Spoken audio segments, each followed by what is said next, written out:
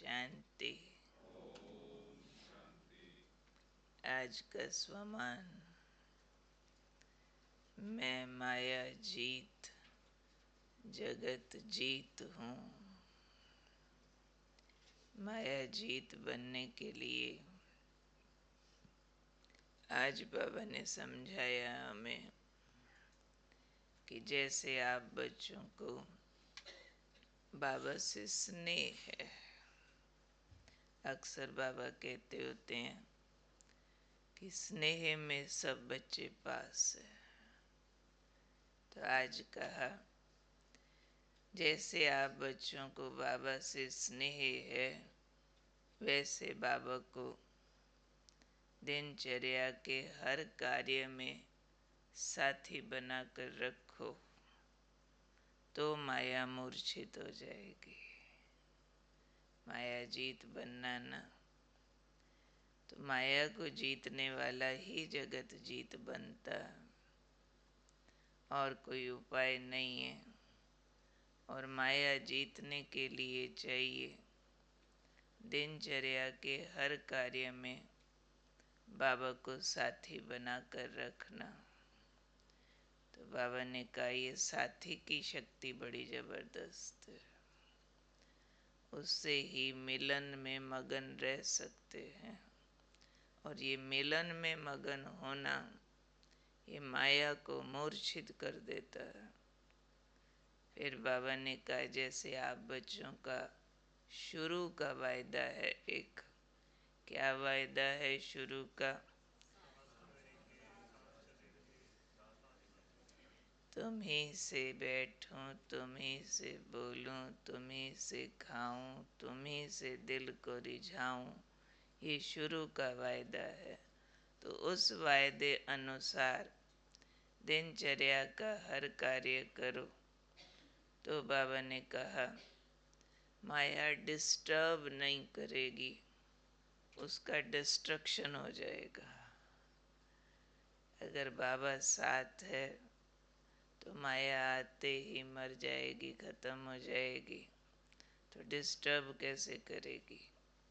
इसलिए बाबा ने आज हम बच्चों को ये शिक्षा दी है कि हर कार्य में साथी को साथ रखो। तो साथी को साथ रखने की शक्ति बड़ी जबरदस्त है। क्या शक्ति है उसमें? साथी के साथ से लगन में मगन हो जाएंगे। तो एक की लगन में मगन होना, तो माया हमारी लगन को खींच नहीं सकेगी दूसरी तरफ। तो माया से प्रभावित होना माना हमारी लगन दूसरी तरफ चली जाती है। तो माया दूसरी तरफ खींच न सके, तो माया मूर्छित हो जाए। तो अब हमको ये लक्ष्य रखना है कि हमको संपूर्ण रीति माया जीत बनना है। संपूर्ण रीति माया जीत बनने के लिए तुम ही संग बैठूं, तुम ही संग बोलूं, तुम ही संग दिल को रिझाऊं। ये देखो दिनचर्या में कितना हमने ये वायदा निभाया है, कितना बाकी है। जब बहुत भावुक होते हैं, बाबा का अच्छा प्यार अनुभव हो रहा होता है, तो ये भाषा अंदर से निकलती है, बस बाबा आपके साथ ही रहना, दूसरा कोई चाहिए नहीं, बस। परंतु बीच बीच में इस वायदे से खिसक जाते हैं। फिर बाबा के सिवाय दूसरा भी कोई बुद्धि में आ जाता है। पर बाबा कहते, अब इस वायदे को पकड़ो, इस वायदे को ऐसा पक्का निभाओ। और कहाँ तक निभाओ? दिनचर्या के हर कार्य में निभाओ। कोई कार्य में भी बाबा का साथ मिस नहीं होना चाहिए। कोई भी कार्य में, अगर हर कार्य में बाबा साथी है, तब माया मूर्छित होती है, तब वो आपको डिस्टर्ब नहीं करती है और उसका डिस्ट्रक्शन यानी मर जाती है माया। तो हम सब माया का डिस्ट्रक्शन करने वाले, कभी डिस्टर्ब न होने वाले, हर कार्य में बाबा को साथ रखने वाले कौन हुए?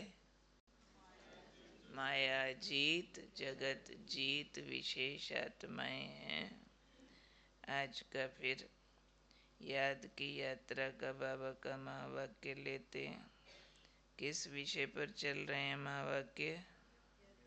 व्यर्थ से मुक्ति। व्यर्थ से मुक्ति के लिए आज के महावाक्य।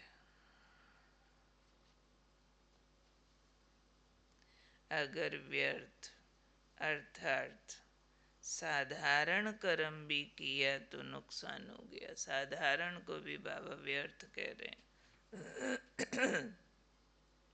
अगर व्यर्थ अर्थात साधारण कर्म भी किया तो नुकसान हुआ।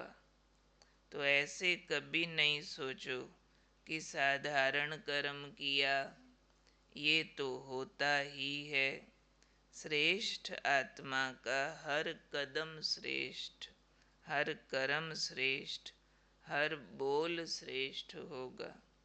तो समझा त्याग की परिभाषा क्या हुई? व्यर्थ अर्थात साधारण कर्म बोल समय इसका भी त्याग। सुना त्याग की परिभाषा क्या मिली? व्यर्थ चाहे साधारण संकल्प बोल कर्म का भी त्याग, इसको कहेंगे त्याग।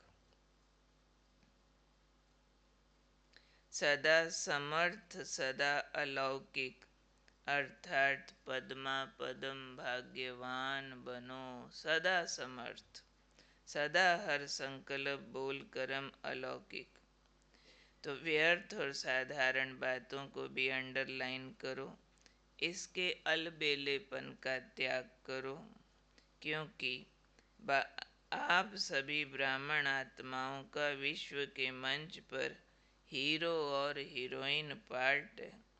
ऐसी हीरो पार्टधारी आत्माओं का एक एक सेकंड, एक एक संकल्प, एक एक बोल, एक एक कर्म हीरे से भी ज्यादा मूल्यवान है। कौन सी आत्माएं हैं हम?